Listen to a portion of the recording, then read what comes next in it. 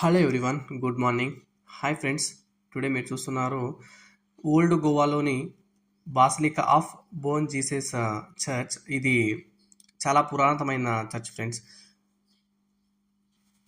ఇందులో మరొక ముఖ్య విశేషం ఏమిటంటే గోవాలోని బాసిలికా ఆఫ్ జీసస్ ఉన్నది. ఇక్కడ సెయింట్ ఫ్రాన్సిస్ జేవియర్ భౌతికాయం.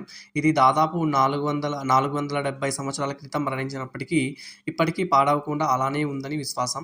ఈ భౌతికాయం గురించి కొన్ని వివరాలు. ఎవరు? సెయింట్ ఫ్రాన్సిస్ జేవియర్ యోసి ప్రభు వ్యవస్థాపకులు ఒకరు. మరణం 1552లో. ఆయన కోరిక మేరకు ఆయన భౌతికాయాన్ని గోవాలోకి తీసుకువచ్చారు. నమ్మకం ప్రకారం ఈ భౌతికాయం రసాయనిక సంరక్షణ లేకుండానే చెక్కు చెదరకుండా ఉంది. అందుకే దీనిని చెక్కు చెదరని శేషం అని కూడా పిలుస్తారు. కొందరు దీన్ని ఒక అద్భుతాన్ని అని భావిస్తారు, మరికొందరు దీని వెనుక శాస్త్రీయ కారణాలు ఉన్నాయని నమ్ముతారు.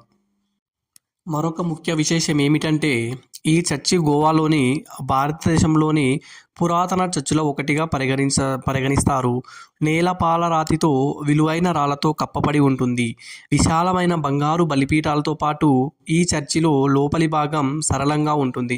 ప్రధాన బలిపీఠంలో సొసైటీ ఆఫ్ జీసస్ జెస్టూస్ స్థాపకుడు లయోలాకు చెందిన సెయింట్ ఇగ్నోషియస్ యొక్క పెద్ద విగ్రహం కూడా ఉంటుంది. ఇక్కడ ఇగ్నోషియస్ ఫ్రాన్సిస్ జేవియర్ యొక్క అత్యంత సన్నిహితులు, సహచరులో ఒకరు.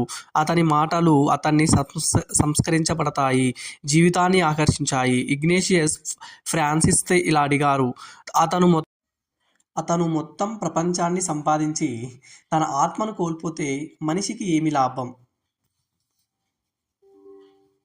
అని ఇంతటితో ఈ వీడియో పూర్తయింది ఫ్రెండ్స్. మీకు కనుక వీడియో నచ్చినట్లయితే సబ్స్క్రైబ్ చేయండి ఫ్రెండ్స్.